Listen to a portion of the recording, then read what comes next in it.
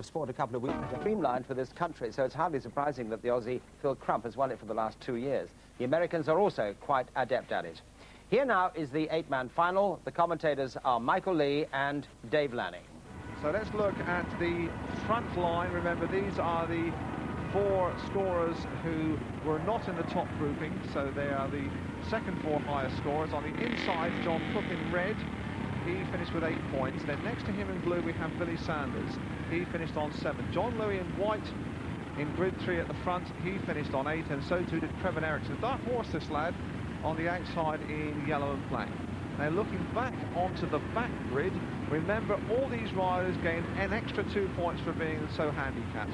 On the inside in the red and white, unfamiliar helmet colour, it's Jeremy Doncaster. He has 9 points. So too has Mel Taylor. He is in blue and white in grid 2 at the back. In grid 3 in green and white, it's Hans Nielsen, and Hans has 8 points. And then right on the outside of the back, it is Phil Crump in green. And we can just say they're letting the clutches cool down there. It's going to be a long old haul here, and it is quite a sight when you see these 8 guys all coming up the straight to you. It's something quite unique in Speedway. Very exciting. Let's see now on the front who is going to be the hares that try and get clear and pace themselves.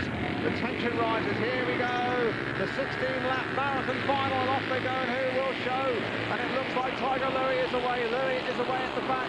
It is Doncaster who goes hurtling in through, and I think Crump took a knock and is tailed off at the back. And here's the sight with Louis in front. Second place is Eriksen. Now what a sight. Louis in front, then Eriksen in third place. It is Cook.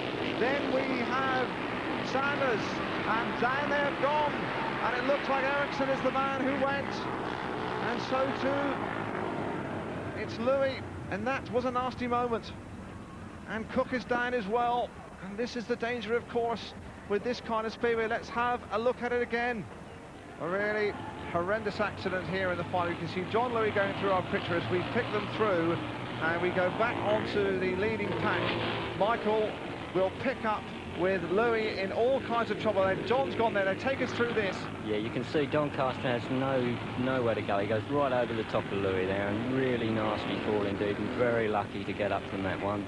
Sanders going down, yes, and the bike goes ploughing through the fence here. What a nasty moment. Knocked Doncaster back as well a bit by the looks of it, but I think he'd lost enough speed just to not do any damage. Well, there is John Louis going into the ambulance rooms. It would seem he is moving his arms, and they haven't strapped his legs together, which is an encouraging sign, so we must just wait the medical report. So we're back again for the rerun. It's back to 16 laps. The riders go into their original grid positions, of course, without the rider in white, John Louis, who was in the middle of all the cars. That really must have been a heart-stopping moment. Can you imagine falling off in front of 7 riders bearing down? Here's the restart without Louis. Cook on the inside in red. In blue it's Sanders. On the outside there is Eriksen. Doncaster at the back there, along with Taylor, Nielsen and Crump, and away this time, and who again will show? And this time it looks like Sanders has got the drop. Sanders away, and we've lost another rider down.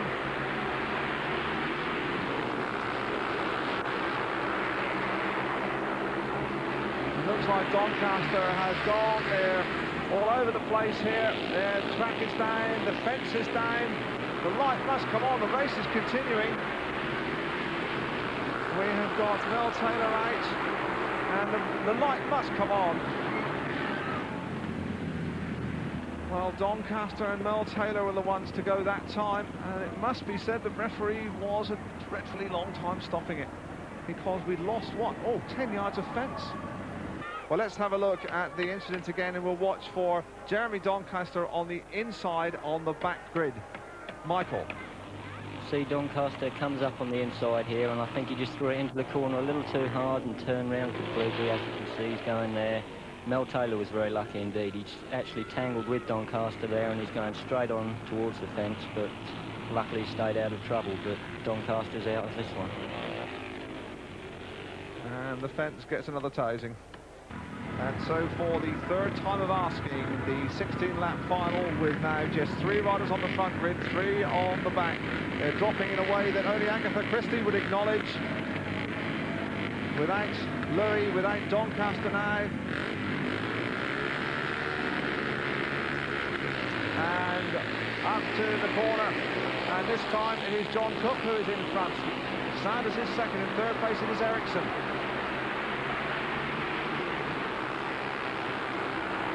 So Cook leads it as they come past our commentary position. Second place Eriksen.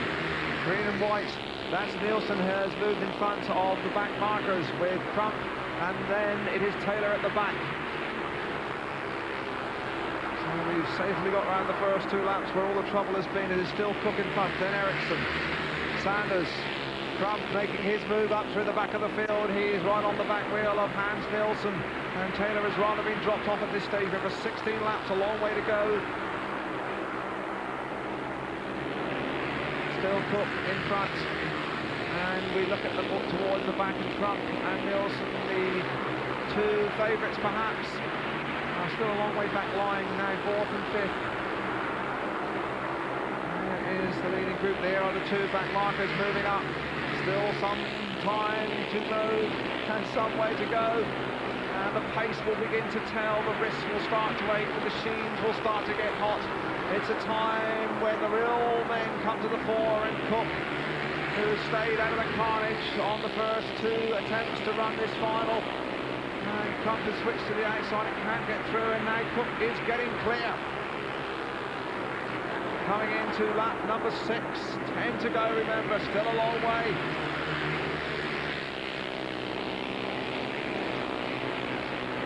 Well, Michael Lee, John Cook is building up the lead here, and although Crump's been trying, he's not really making any impression at the back, is he? No, he's really trying hard, but Nielsen's just been everywhere he wants to go, but it looks like he could have got under Nielsen there. No, Nielsen's down again. He's just blocking every move he's trying to make, but certainly Cook is pulling out one hell of a lead here.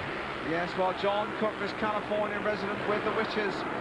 And we just look back down the field, you can see them ducking and diving, and Crump has moved through on the inside of Nielsen. It got awfully tight down the field. There's the battle for second and third place. Crump has moved through now. Can Phil Crump, this durable twice winner of this tournament, possibly make up the distance? He's a long way back. He's got past Nielsen.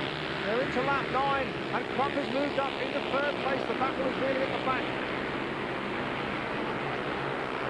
This really is developing into such a fascinating tactical battle, because Cook has gone a long way clear. Second place is Eriksen. Now Crump, who was held back for an awfully long time by Hans Nielsen. Surely they're not going to catch John Cook.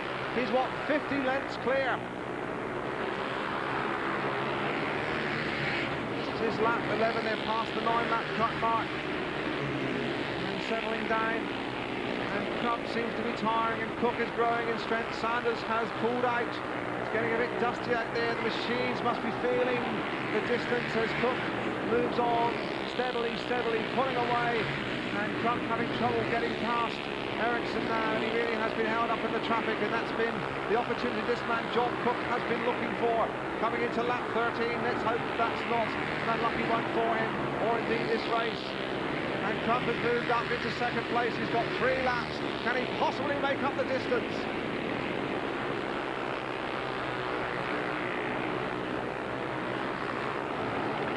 It's still Cook, and Cook's machine is beginning to miss. Cook's machine is beginning to miss. Crump is in second place. Now, Cook's is definitely slowing, and we have drama here as Cook is out of contention. The bike has given up. With what, just a lap to go, he's got it going again. My word, where have we seen drama? Here comes Crump past him, and Crump sweeps inside, down, they both have gone. My goodness me, the drama going right until the last seconds of this incredible 16-lapper. They're into the last lap, and Cook, whose machine was giving up, was trying to get it going. He was right in the middle of the track. Crump hit him, they've both gone down. There is Cook. He's on his feet. Now, what is the referee going to make of that? Well, let's look at that incident again, which really was the culmination of an incredible final. You can see that Cook here, his machine is slowing. Michael, here comes Phil Crump. Yeah, Cookie was trying to get it going again. Crumpy had decided to go on the inside. Cookie was there. There was nothing he could do. I think the best manoeuvre Crumpy would have done would have been to try to have gone around the outside. But, I mean, it all happened so quick. There was nothing he could do. Well, the result of that dramatic last lap incident, the referee excluded John Cook, and so the final placings in this dramatic and incident-packed Daily Mirror Westlake 16-lapper. First, Phil Crump finishing on 25 points. In second place, Hans Nielsen on 20 points. Third place was Melvin Taylor on 19, and fourth declared overall, Preben Eriksen with 18 points. John Cook, dramatic and confused. What was the story of that last lap for you? What the problem was, what happened, my dead man switch got caught around our reservoir oil jug, and it started to pop on me, and I was trying to baby it to keep my leash, the slack off of it, and it came out on this turn, so I fingered it, got it going, and by the time I got my rubber back on, they'd caught up on me. There's just nothing I could do. Phil came underneath me. By the time I got into power again, there's nothing I could have done about it. How aware were you of Phil right behind you then? Well, I saw a signal from Bobby Schwartz over the fence, big lead. I didn't feel anybody, so I felt comfortable, and I was trying to pace myself, so I felt real good, but unfortunately, Phil would have won it anyway since he was off the back row, so unfortunate. What words did you exchange after that incident? Oh, nothing. It was just one of those things, you know, he was doing his job and I was doing mine. It just happened that way. Yeah. Phil Crump is just joining us here. Phil, many congratulations yet again, the Daily Mirror Westlake champion, but what a dramatic last lap. Well, I'll say I didn't really know where John was going to go, and I thought, well, the safest part's to go to the inside, but it was so slick, and I still don't know what happened to John's bike. I think it might have run out of fuel. No, the kill switch got caught around the leash. So. Well, I'm just glad that we didn't hurt ourselves, There we John. go, buddy. Good job tonight, too. Really good job. What is the secret of winning this? Because you're now making a habit of a third time. Well, I don't know. Just keep trying, I suppose. You know, it's, you know, I was very lucky, I suppose. You've got to have